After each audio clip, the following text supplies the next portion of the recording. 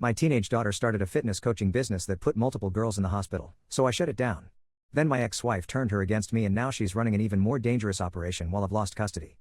I'm a 42-year-old single dad to Serena, 15 female. My ex-wife Catherine, 39 female, and I divorced 3 years ago after she got caught selling prescription drugs she stole from her job at a medical clinic. The divorce was messy and expensive. I spent everything I had to get full custody of Serena. Catherine gets her every other weekend, which already felt like too much. Last month, I found a digital food scale hidden in Serena's closet behind some old textbooks. When I asked her about it, she explained she was running a nutrition coaching business for girls at school. She said she was helping them track their food portions and create balanced meal plans. Serena has always been smart and ambitious, so this seemed reasonable. She showed me her Instagram account with before and after photos of girls who looked healthier and more confident. I was proud of her entrepreneurial spirit. Serena had been acting differently for a few months. She spent more time in her room, was always on her laptop, and seemed secretive about her phone. She also started declining family dinners, saying she had already eaten or wasn't hungry. I attributed this to typical teenage behavior and didn't think much of it. 2 weeks ago, while Serena was at Catherine's place, I decided to check her room. I wasn't snooping exactly, but something felt off.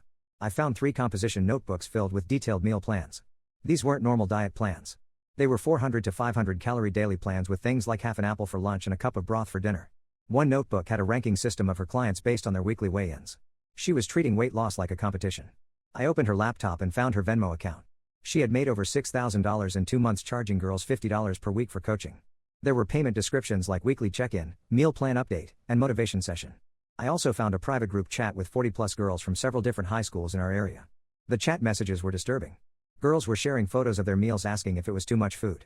They posted pictures stepping on scales, celebrating when the numbers went down. Serena was encouraging them to ignore hunger pangs and parents who tried to make them eat more. She had created detailed guides on how to hide weight loss from family members and how to make small portions look bigger on plates. I found invoices she had created charging different rates for different services. Basic meal planning was $50 per week. Intensive coaching with daily check-ins was $80 per week. She had a special accountability partnership program where girls paid extra to be paired with someone else in the group who would check on their food intake throughout the day. The most concerning thing was a document titled Client Management where she had categorized the girls into different groups based on how much weight they had lost and how strictly they followed her plans. The girls who lost the most weight fastest were labeled success stories and got special privileges in the group chat. Girls who cheated or didn't lose weight quickly enough were put in a separate chat called Motivation Needed. I also discovered she had been researching legal disclaimers to put on her website to avoid getting in trouble for giving medical advice without credentials. She had found ways to word everything so it sounded like general wellness tips rather than specific medical guidance. That evening when Serena returned from Catherine's, I confronted her with everything I had found. She immediately started crying and told me the whole story was more complicated than it looked. Catherine had been coaching her on this business for months. After the divorce, Catherine struggled financially and saw this as an opportunity. She had been the one researching the legal aspects and helping Serena set up payment systems. Catherine took 40% of all earnings in exchange for her business guidance and for keeping quiet about it. Serena said she initially thought she was helping girls eat healthier and feel more confident. But Catherine pushed her to be more aggressive with the restrictions because clients who lost weight faster paid longer and referred more friends. Catherine taught her how to create the competition aspects and ranking systems to keep clients engaged. The worst part was that Catherine had been monitoring everything. She had access to all of Serena's accounts and group chats. If Serena tried to ease up on the restrictions or show concern when a client seemed to be struggling, Catherine would step in and remind her about their financial arrangement. Catherine had threatened to report me to child services for financial abuse if Serena didn't continue the business, claiming I was forcing a minor to work to pay household expenses. Serena said several of her clients had been asking to quit because their parents were getting concerned, but Catherine insisted she convinced them to stay. One girl's parents had taken her to the doctor because she had lost 25 pounds in 6 weeks, but Serena was instructed to tell her this was normal and healthy for her height. I spent the next 2 days calling parents of girls I recognized from Serena's client list. 3 families were dealing with serious medical issues related to their daughter's rapid weight loss. One girl had been hospitalized for dehydration and electrolyte imbalance. Another had developed irregular heartbeat patterns that doctors linked to severe calorie restriction. A third girl's hair had started falling out. These parents were grateful I called because they had been trying to figure out where their daughters got these extreme diet ideas. None of them knew about Serena's business because their daughters had hidden it well. The parents were planning to meet with school administrators and potentially involve local authorities. I immediately shut down all of Serena's business accounts and refunded recent payments to families who wanted them. Serena seemed relieved that it was over, but she was also scared about Catherine's reaction. I called my lawyer to report what had happened and get advice on how to protect Serena. He said Catherine's involvement in encouraging minors to engage in dangerous eating behaviors could be considered child endangerment, but proving her role would be difficult since most communication had been verbal or through Serena's accounts. When I tried to discuss this with Catherine during her next pickup of Serena, she denied any involvement. She said Serena must have been lying to shift blame for her own bad decisions. She claimed I was being manipulative by involving other families and threatening legal action. She said if I pursued this further, she would file complaints about my parenting that would trigger an investigation. Catherine also pointed out that I had allowed this to continue for months without noticing, which would make me look negligent. She said she had screenshots showing that some of the business communications came from my home IP address, which could make it look like I was involved in or aware of the business operations. Over the past week, Serena has been withdrawing from friends and activities. She deleted all her social media accounts and barely speaks to me about anything substantial. She's eating regular meals again, but she seems anxious and distracted. Several times I've found her crying in her room, but she says she doesn't want to talk about it. Yesterday, I got a call from the high school counselor. She said 3 different families have contacted the school about eating disorder concerns related to their daughters, and Serena's name has come up in those conversations. The school wants to schedule a meeting with me to discuss the situation. I also received an email from one of the fathers whose daughter was hospitalized. He said his daughter told him Serena was still messaging her privately, trying to convince her to resume the meal plans because her parents were overreacting. When I confronted Serena about this, she said Catherine had told her to maintain contact with her best clients because the business could restart once things calmed down.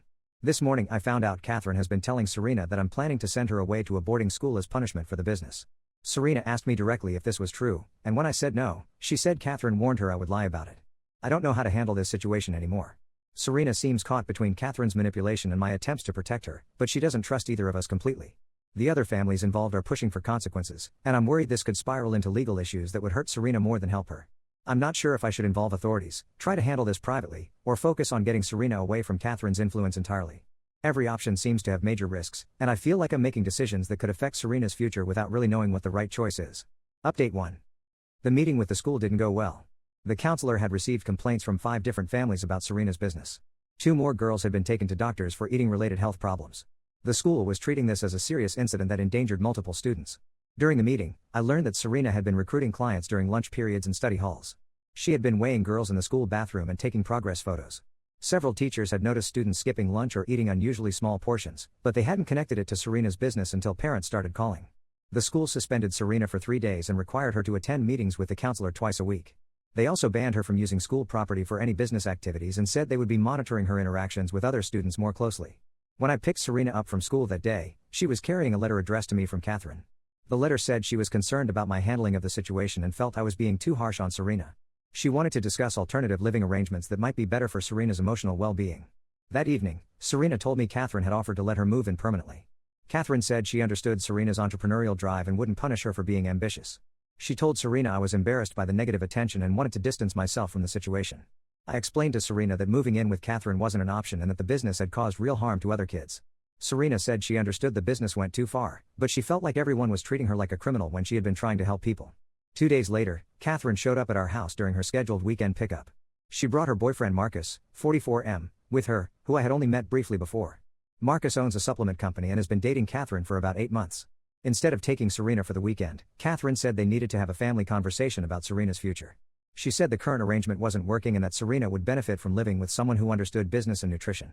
Marcus started talking about how Serena had natural talent for marketing and client management. He said with proper guidance, she could develop legitimate health and wellness skills that would serve her well in college and beyond. He offered to help her get certified in nutrition counseling and to intern at his company. Serena seemed interested in this idea. She said she missed having clients and felt like she was good at motivating people to reach their goals.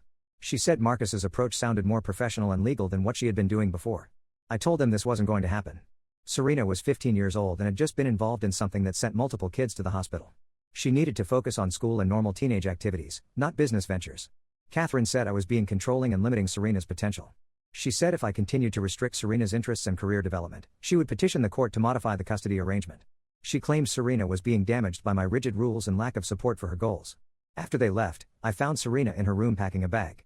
She said she had decided to stay at Catherine's house longer than the usual weekend because she needed space to think about her future. She said I didn't understand her and that Catherine was offering her opportunities I was taking away. I told her she couldn't extend her visit without my permission, but she said Catherine had already checked with a lawyer and Serena was old enough to express preferences about where she wanted to stay. She said if I forced her to come home, she would just be miserable and resentful. Serena stayed at Catherine's for 8 days instead of 2. During that time, I got calls from 2 more parents. Their daughters had received messages from Serena encouraging them to ignore their parents' concerns about their eating habits. The messages came from a new social media account that didn't use Serena's real name. When I confronted Serena about this, she said she was just checking in on friends who were going through a hard time. She said their parents were overreacting and making the girls feel worse about themselves. She claimed she was providing emotional support, not diet advice. I contacted my lawyer about Catherine's threat to modify custody. He said courts generally don't like to disrupt established arrangements unless there's evidence of harm or major changes in circumstances. However, if Serena expressed a strong preference to live with Catherine and could articulate reasonable grounds for the change, it might be considered. He also said the business situation could actually work against me if Catherine's lawyer argued that my supervision had been inadequate. The fact that Serena had been able to run such an extensive operation without my knowledge for months could be seen as neglectful. When Serena finally came home, she was different. She had new clothes and a new phone that Catherine and Marcus had bought for her. She said they had spent time talking about her future and helping her understand that setbacks were normal in any business venture. Serena said Marcus had connections in the health and wellness industry who could help her develop proper credentials. She said several of her former clients had been contacting her asking when she would start coaching again because they missed having her guidance and support. I found out Serena had been in contact with at least 12 of her former clients. She was telling them that their parents and doctors were wrong about the health risks, and that the girls who had been hospitalized probably had other underlying health problems that weren't related to the meal plans. She was also telling them that I had destroyed her business because I was jealous of her success and didn't want her to be independent. She said she was planning to restart the business with better legal protection once she figured out how to get around my interference. The most disturbing part was that 3 of the girls were asking their parents if they could continue seeing Serena for nutrition guidance. They said they had been feeling better about themselves and more confident before their parents made them stop the program. I realized that Serena didn't understand the real impact of what she had done. She saw the business as a success that had been unfairly shut down by adults who didn't understand modern approaches to health and fitness. Last week, I got a call from Child Protective Services. Someone had filed a complaint saying I was financially exploiting Serena by taking money from her business and then destroying it when I got scared of legal consequences. The complaint also said I was emotionally abusing her by isolating her from friends and restricting her normal activities. The caseworker wanted to schedule a home visit to investigate the allegations. She said they had received information suggesting Serena was afraid of me and wanted to live elsewhere but was being forced to stay in my custody. I knew this complaint had to come from Catherine, but I couldn't prove it. The timing was too convenient, and the allegations matched exactly the kind of things Catherine had been saying about my parenting. Serena denied telling anyone she was afraid of me, but she also said she had been honest with people about feeling restricted and misunderstood at home. She said she had mentioned to Catherine that she felt like I was punishing her for being successful. The caseworker's visit is scheduled for next week. I'm supposed to provide financial records showing Serena's business income and how it was handled. I also need to explain why Serena was allowed to run a business that resulted in health problems for multiple minors. Serena has started spending more time at friends' houses after school and on weekends. When she is home, she stays in her room and barely talks to me. Yesterday I found her on a video call with Marcus, and when I asked her about it, she said they were discussing her college and career plans. I feel like I'm losing Serena to Catherine and Marcus, but every time I try to set boundaries or explain my concerns, it pushes her further away. She sees me as the obstacle to her success rather than someone trying to protect her from making bigger mistakes. Update 2. The CPS visit was worse than I expected. The caseworker found evidence that Serena had been continuing to communicate with former clients, including screenshots of messages where she encouraged girls to hide weight loss from their parents and doctors. Serena had also created a new business plan with Marcus's help.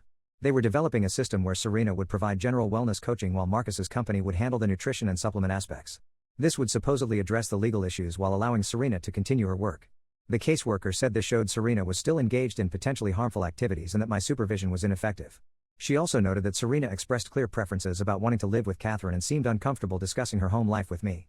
During Serena's interview with the caseworker, she said I had been checking her phone and computer constantly, which made her feel like she couldn't trust me. She said Catherine gave her more freedom to make her own decisions and supported her interests instead of shutting them down. Serena also mentioned that several parents had called our house yelling at her, which made her feel unsafe and anxious. She said I hadn't done anything to protect her from this harassment and had actually encouraged parents to contact her directly by giving them our phone number. The caseworker recommended a temporary modification of the custody arrangement. Serena would stay primarily with Catherine while I had supervised visitation twice a week. This was supposed to give Serena space while ensuring she maintained a relationship with me. I was devastated by this decision, but my lawyer said fighting it would require proving Catherine was an unfit parent, which would be difficult given her recent stable housing and employment situation.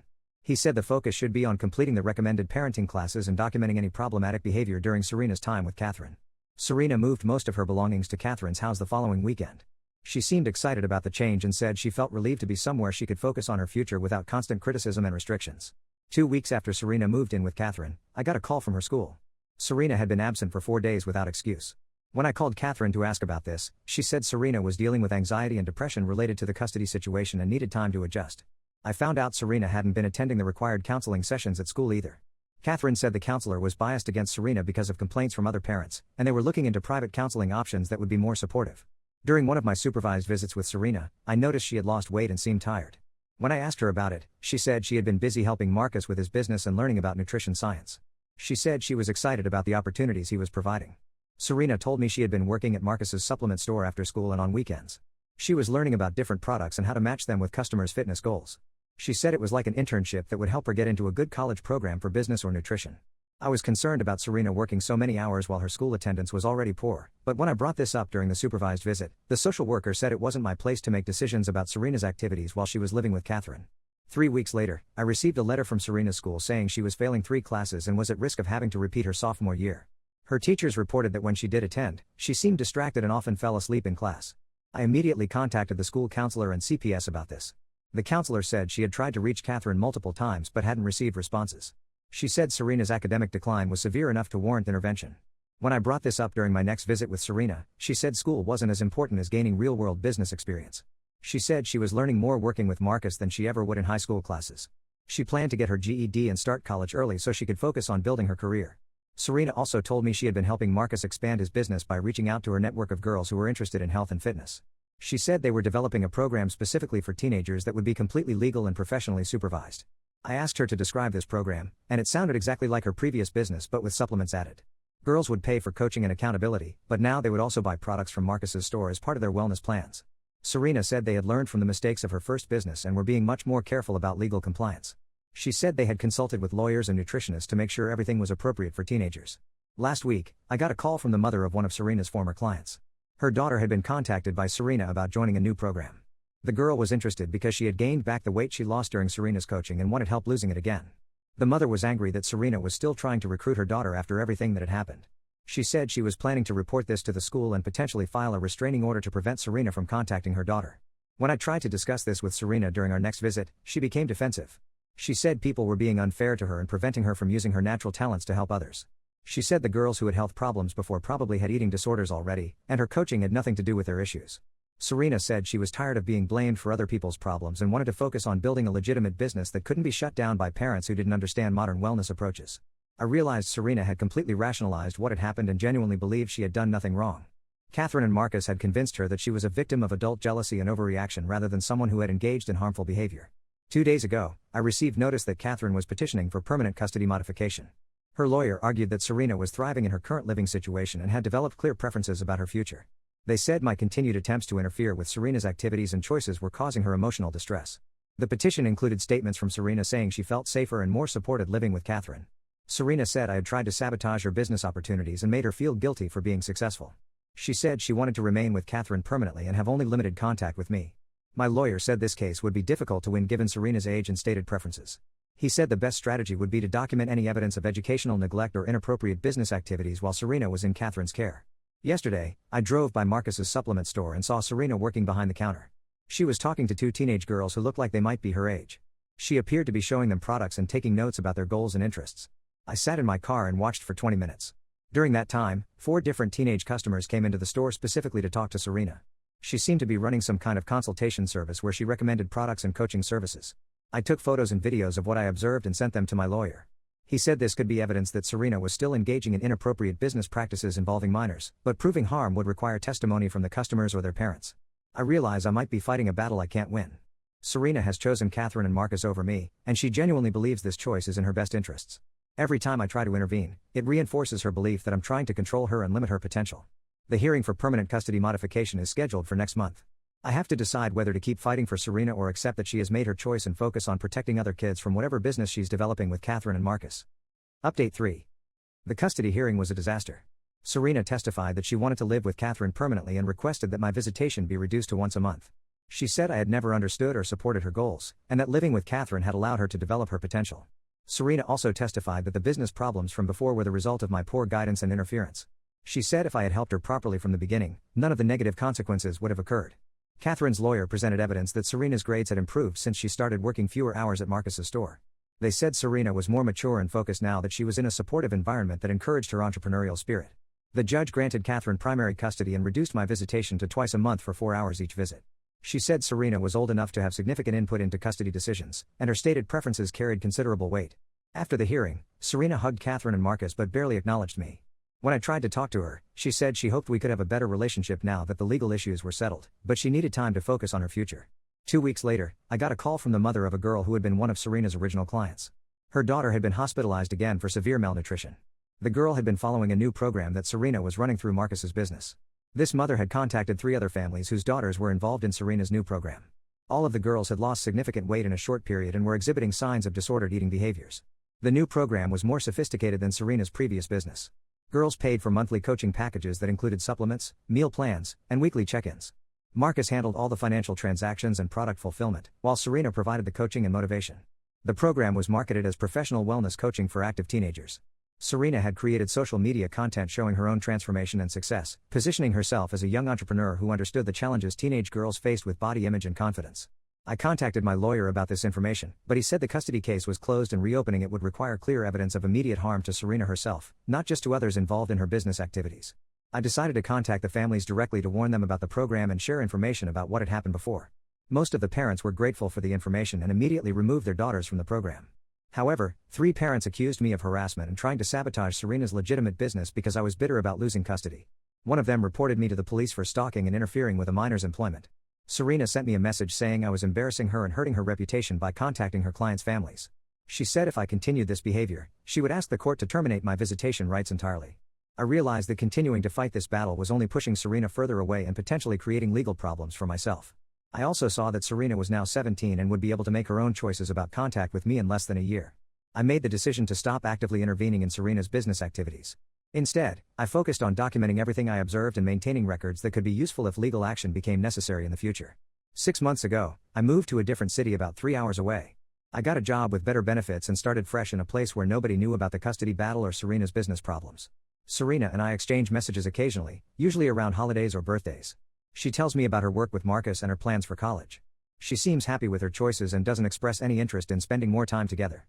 Last month, I learned through social media that Serena's program had expanded to include girls from 5 different high schools. She was advertising herself as a certified teen wellness coach and had created an online course for girls who couldn't work with her directly. I also saw that she had been featured in a local newspaper article about young entrepreneurs. The article praised her for building a successful business while still in high school and described her as an inspiration for other teenagers with business aspirations. 3 weeks ago, I got a call from a reporter who was investigating complaints about Serena's wellness program. Several families had contacted the newspaper about their daughter's experiences, and the reporter wanted to know if I had any information about Serena's previous business activities. I declined to be interviewed but provided the reporter with documentation I had kept from the original incidents. I also gave her contact information for some of the families who had been affected before. The article was published last week. It detailed the health problems experienced by multiple teenage girls who had participated in Serena's wellness programs over the past 2 years. It included quotes from doctors warning about the dangers of unqualified individuals providing nutrition and weight loss guidance to adolescents. Serena responded to the article on social media, saying it was based on false information provided by people who wanted to damage her reputation. She said all of her clients were healthy and happy, and that the article was an attack on young entrepreneurs who threatened established businesses. Catherine posted her own response defending Serena and accusing the reporter of targeting a teenage girl because she was successful. She said the families quoted in the article were looking for someone to blame for their own daughter's pre-existing problems. Yesterday, I learned that the state health department had opened an investigation into Marcus's supplement store based on complaints related to Serena's program. They were looking into whether the business was providing unlicensed nutrition counseling and selling products inappropriately to minors. Serena sent me a message asking if I had anything to do with the investigation.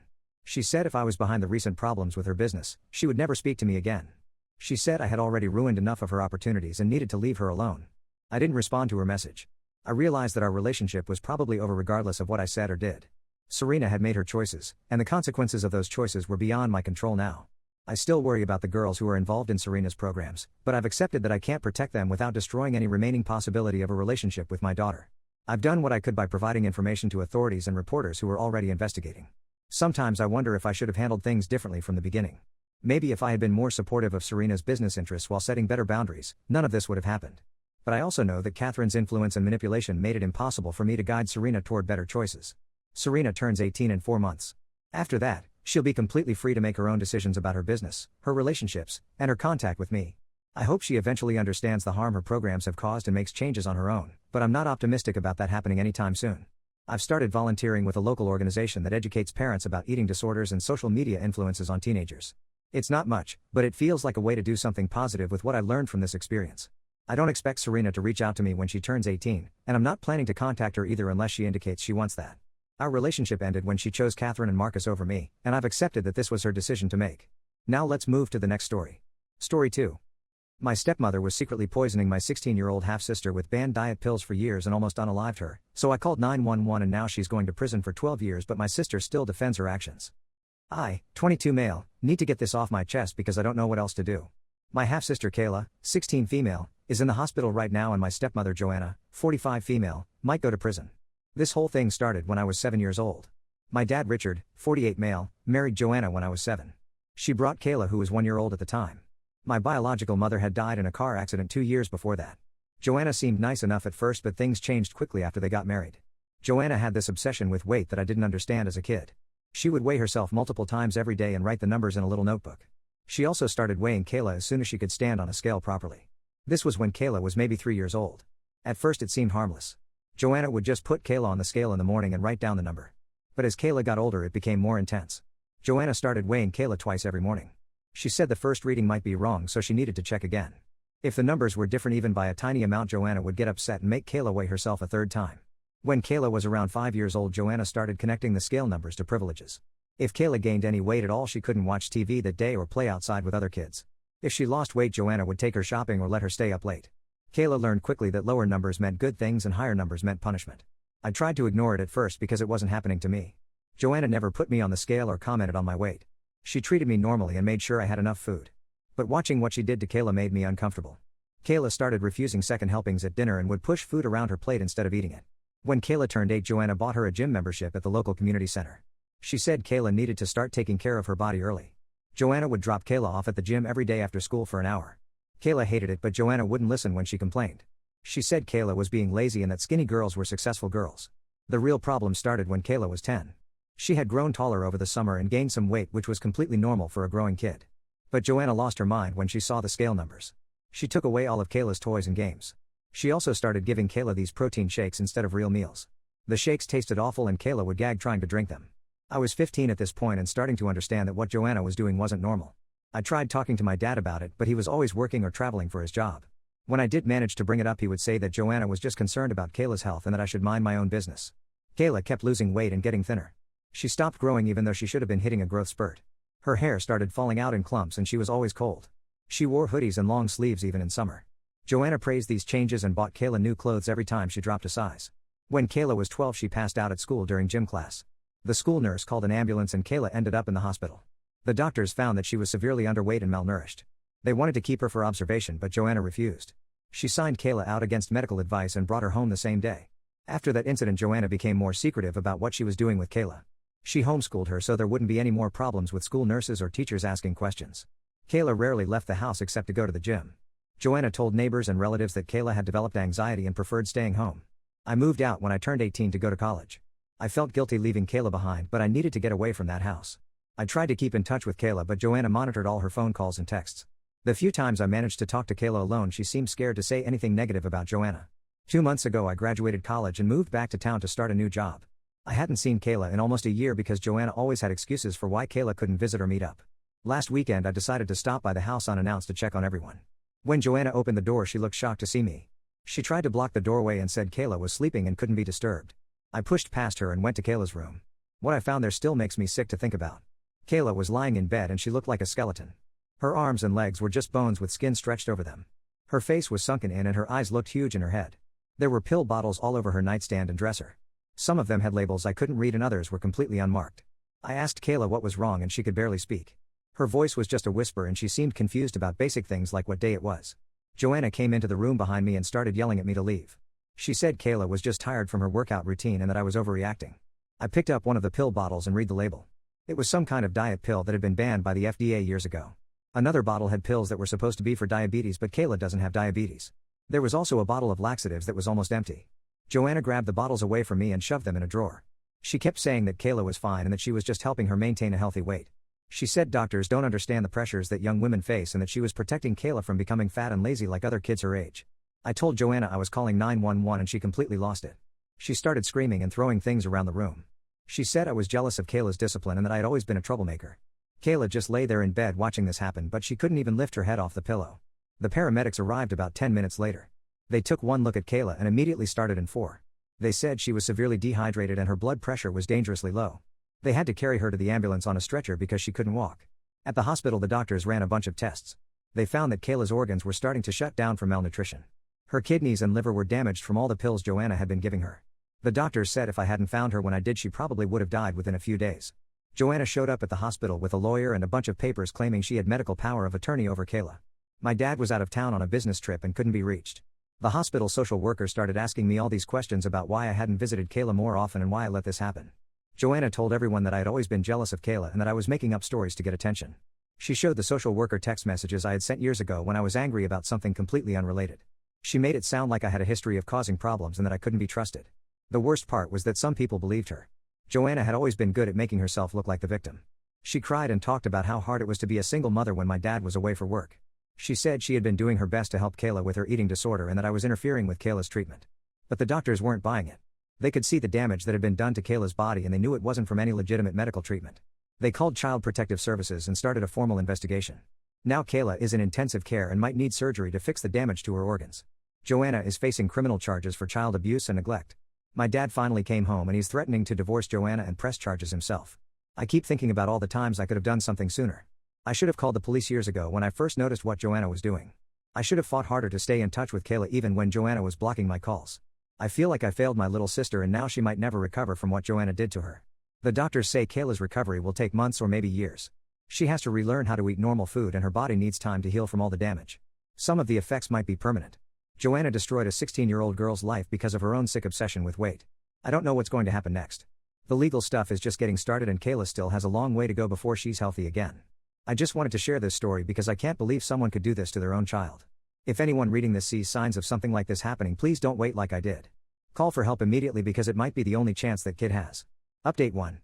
A lot has happened since I posted about Kayla and Joanna. I want to thank everyone who sent supportive messages and shared their own stories. It helped me realize that Joanna's behavior was even worse than I thought. Kayla is still in the hospital but she's out of intensive care now. The doctors had to do surgery to repair some damage to her intestines from all the laxatives Joanna was giving her. They also found that Joanna had been giving Kayla something called DNP, which is an industrial chemical that people use illegally for weight loss. It's extremely dangerous and has killed people before. The police searched Joanna's house and found a whole collection of banned diet pills and chemicals. Some of them were ordered from sketchy websites overseas and others came from veterinary suppliers. Joanna had been experimenting on Kayla with stuff that wasn't even meant for human consumption.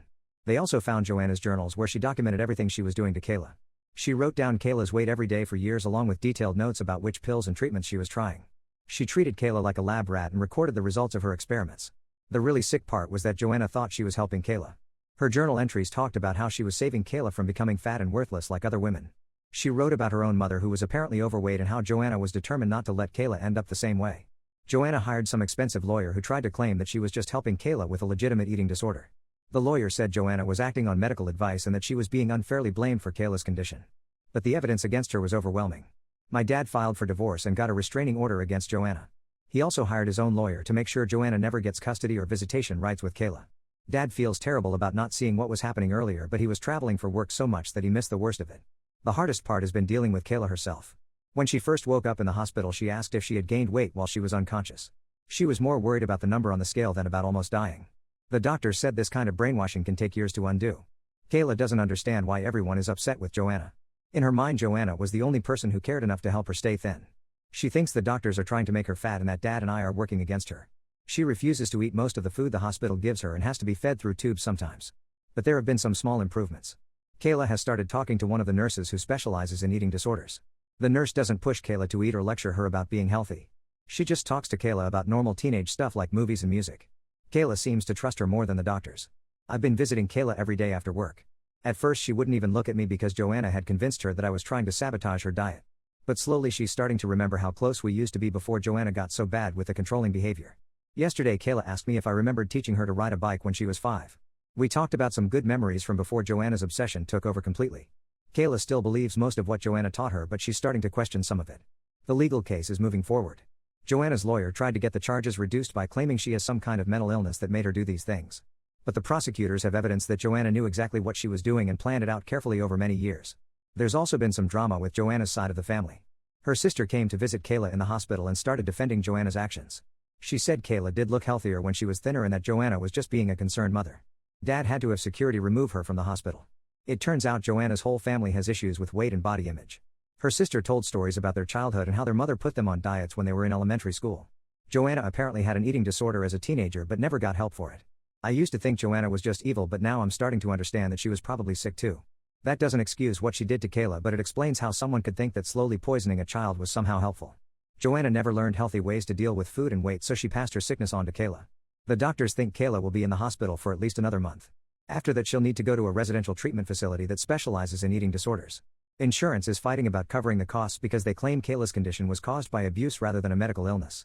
Dad is prepared to pay for Kayla's treatment out of his own pocket if necessary. He's also looking into suing Joanna for the medical costs and damages. The lawyer thinks we have a strong case because the evidence of deliberate abuse is so clear. I've taken time off work to be here for Kayla and help Dad deal with all the legal and medical stuff. My employer has been understanding about the situation and told me to take whatever time I need. It's been exhausting, but Kayla is starting to show small signs of improvement. She's gained about 5 pounds since she was admitted, which the doctors say is good progress. Kayla hates seeing the higher numbers, but she's not fighting the feeding tubes as much as she did at first. The nurse practitioner thinks Kayla is beginning to understand that her body needs nutrition to heal. There's still a long way to go, and the doctors warn that recovery from this kind of abuse can take years. Kayla might always have some issues with food and body image. But at least now she's getting real medical care instead of being poisoned by someone who was supposed to protect her. Joanna is currently out on bail, but she's not allowed to contact Kayla or come anywhere near the hospital. She's been posting on social media about how she's being persecuted for trying to help her daughter. Most people aren't buying it, but she still has a few supporters who think she was just being a strict parent. I'll post another update after Kayla gets transferred to the treatment facility. Right now I'm just focused on supporting her recovery and making sure Joanna faces consequences for what she did. Update 2. Kayla was transferred to a residential eating disorder facility 6 weeks ago, and things have been complicated. The facility is about 3 hours away, which makes visiting difficult, but they specialize in cases like Kayla's where the eating disorder was caused by abuse rather than developing naturally. The first few weeks were really rough. Kayla tried to run away twice because she was convinced that the staff was trying to make her gain weight on purpose. She had been brainwashed for so many years that she couldn't understand why anyone would want to feed her regular meals. The facility had to put her on constant supervision. But Kayla's treatment team includes people who understand abuse situations. They didn't try to force Kayla to change her thinking all at once. Instead, they focused on keeping her medically stable while slowly introducing normal concepts about food and health. Kayla has gained about 15 pounds since she was admitted to the hospital, which puts her weight in a safer range. She's still severely underweight for her height and age, but she's not in immediate danger of organ failure anymore. Her hair has started growing back and she doesn't get dizzy when she stands up. The facility also provides regular therapy sessions where Kayla can talk about what Joanna did to her. This has been harder than the medical treatment because Kayla still doesn't fully understand that Joanna was abusing her.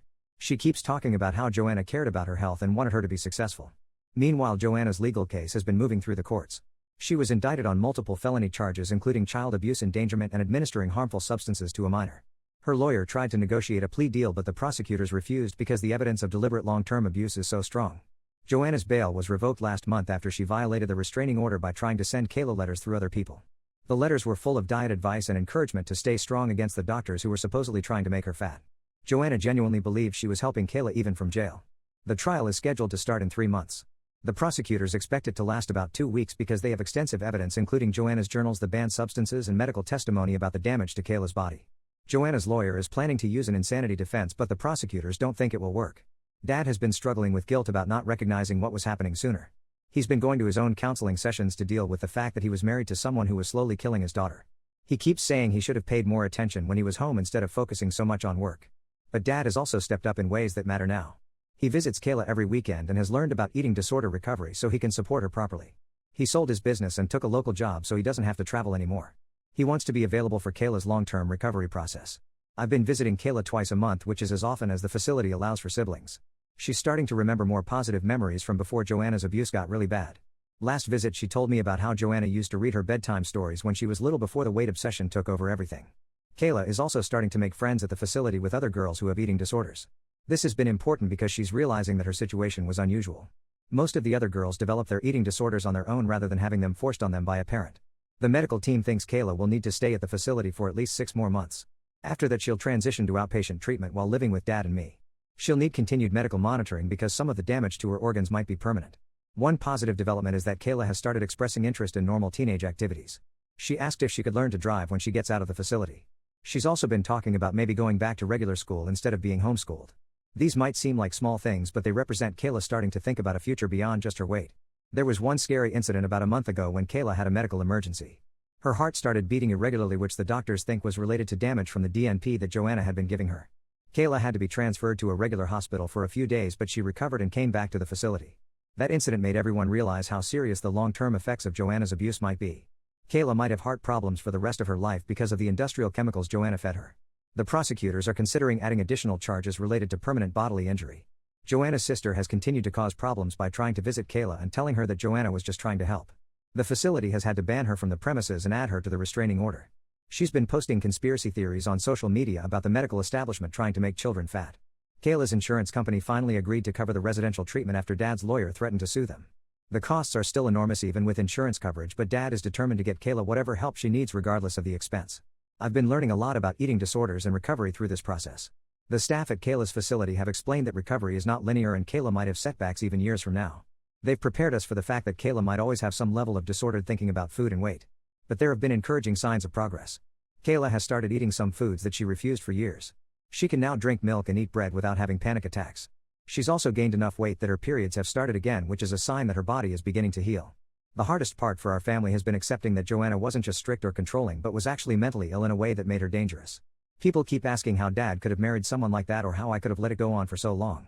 But Joanna was very good at hiding the worst of her behavior and making it seem like normal parental concern. Kayla still has a long way to go in her recovery. The doctors estimate it will take at least 2 years before she's able to maintain a healthy weight and relationship with food on her own. But she's alive and getting proper treatment, which seemed impossible just a few months ago. I'll update again after Joanna's trial.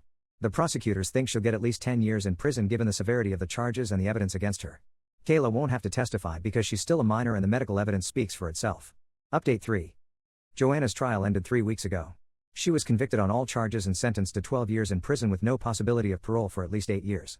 The judge said it was one of the most disturbing cases of child abuse she had ever seen and that Joanna had systematically poisoned her own daughter over many years. Joanna showed no remorse during the trial or sentencing. Even when the medical experts testified about the permanent damage to Kayla's organs, Joanna sat there taking notes like she was planning to argue with them later.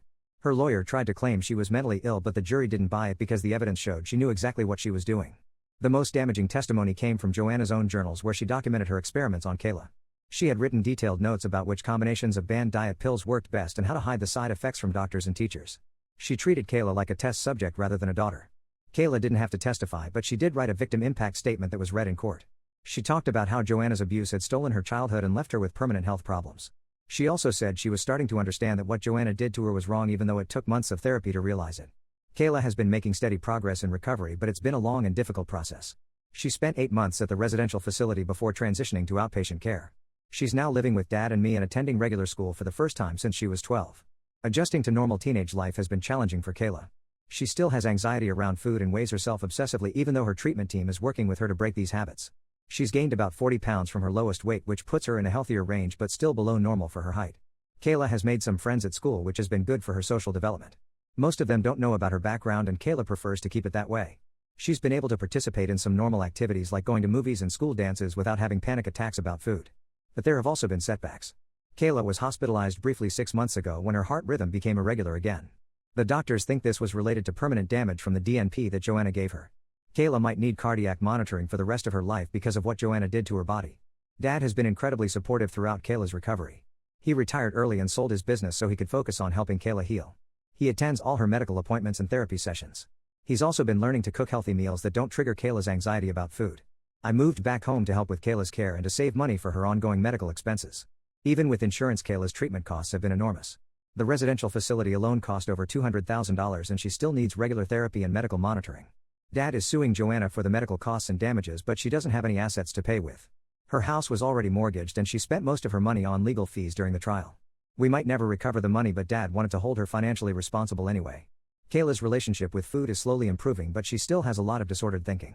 She counts calories obsessively and still believes that gaining weight is the worst thing that could happen to her. Her therapist says it might take years to fully undo the brainwashing that Joanna did over such a long period. One positive development is that Kayla has started talking about her future in ways that go beyond just weight and appearance. She's interested in studying veterinary medicine and has been volunteering at a local animal shelter. This gives her something to focus on besides food and her body. Kayla has also reconnected with some extended family members who were cut off during Joanna's abuse.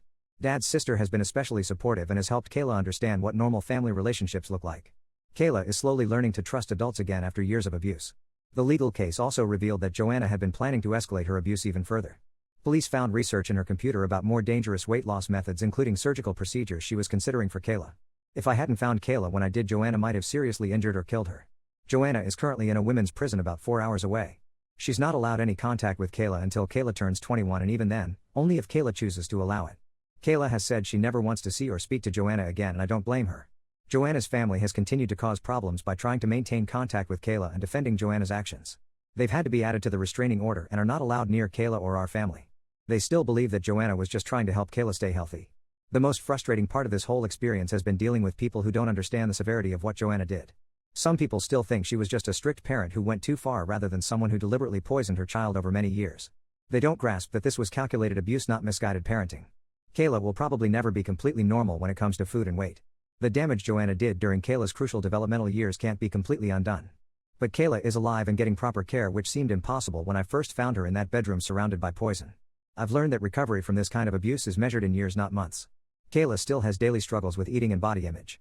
She might always need some level of professional support to maintain her physical and mental health. But Kayla is also showing remarkable strength in rebuilding her life after years of systematic abuse.